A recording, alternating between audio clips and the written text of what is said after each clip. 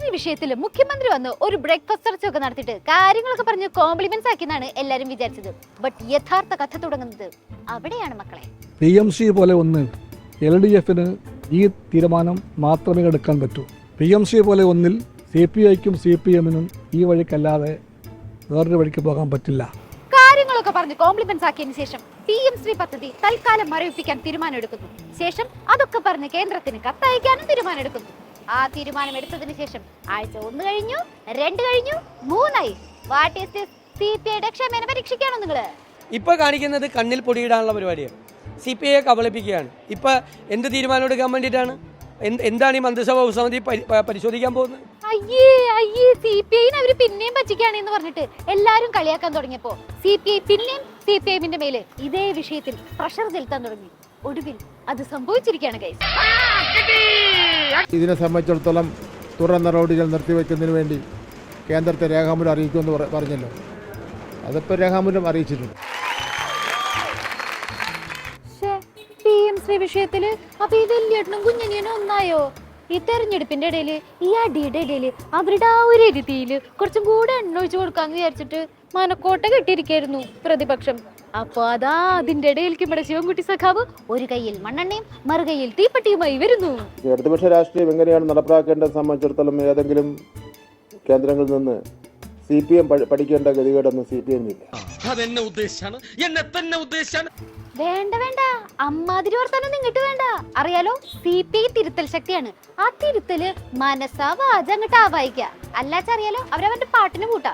പറഞ്ഞേക്കാം, ആ കത്തയക്കാൻ LDF തീരുമാനിച്ചിട്ടുണ്ട്, സർക്കാർ തീരുമാനിച്ചിട്ടുണ്ട്. അത് ക്യാബിനറ്റ് തീരുമാനമാണ്. ആ തീരുമാനം അക്ഷരത്തിലും അർത്ഥത്തിലും പാലിക്കപ്പെടും.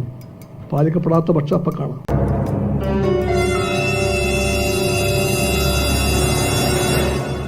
പാലിക്കപ്പെടാത്ത പക്ഷം അപ്പം കാണാം.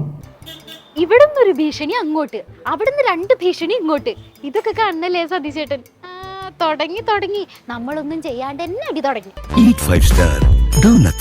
SSKയുടെ 1500 കോടി രൂപ കിട്ടിയില്ലെങ്കിൽ അതിന്റെ ഉത്തരവാദിത്വം വിദ്യാഭ്യാസ മന്ത്രി എന്നുള്ള നിലയിൽ എനിക്കില്ല. പിന്നല്ല, PM ശ്രീ പദ്ധതിയില് RSS അജണ്ട ഉണ്ടോ ഇല്ലയോ എന്നുള്ളതിലല്ല.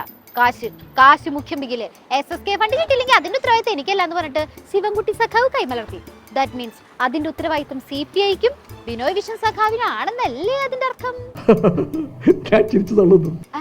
ചിരിക്കുന്ന ശിവൻകുട്ടി സഖാവ് കലിപ്പായതാണ് മിച്ചർ. ഒന്ന് പേടിക്കും നിങ്ങള്.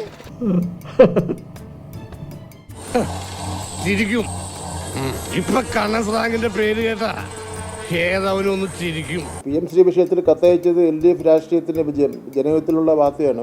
ബിനോയ് വിശ്വം അത് താഴോട്ട് പറഞ്ഞിരിക്കുന്ന മുഴുവൻ കാര്യങ്ങൾ വായിച്ചു കഴിഞ്ഞാൽ ആരെ പറ്റിയാണ് എങ്ങോട്ടാണ് വിരൽ ചൂണ്ടുന്നത് സംബന്ധിച്ച് നന്നായി മനസ്സിലാകും. നമ്മളൊന്നും മണ്ടന്മാരൊന്നുമല്ലല്ലോ. ബിനോയ് വിശ്വൻ സഖാവിന്റെ വിപ്ലവ ക്ലാസുകള് അങ്ങോട്ട് ഏൽക്കണില്ലാന്നുണ്ടോ? എന്റെ പൊന്നെ, ഇനിയും വലിയേട്ടന്റെ മുന്നില് തലതാഴ്ത്തേണ്ടി വരുമോ? കാക്ക വരന്ന് പറക്കട്ടെ. അപ്പൊ പറയാം, കാക്കയില്ലേ കാക്ക, അത് വരന്ന് പറക്കുമ്പോഴത്തെ ആലോചിക്കുക കാര്യം.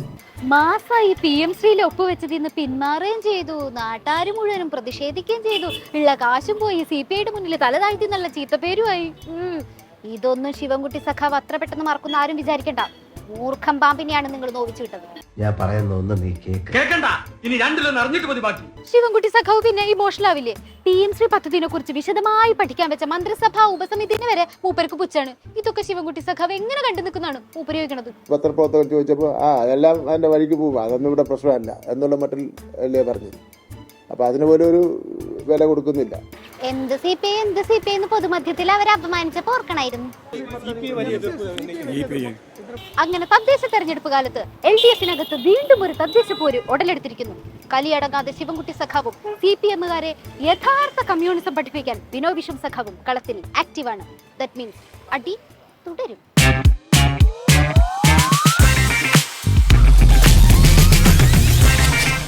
ലോകത്തെവിടെയായാലും ഏത് സമയത്തും 24 വാർത്തകളും ഓഗ്മെന്റഡ് റിയാലിറ്റി പാക്കേജുകളും എക്സ്പ്ലെയിനറുകളും വിശദമായി കാണാൻ ഞങ്ങളുടെ YouTube ചാനൽ നിങ്ങൾക്ക് സബ്സ്ക്രൈബ് ചെയ്യാം.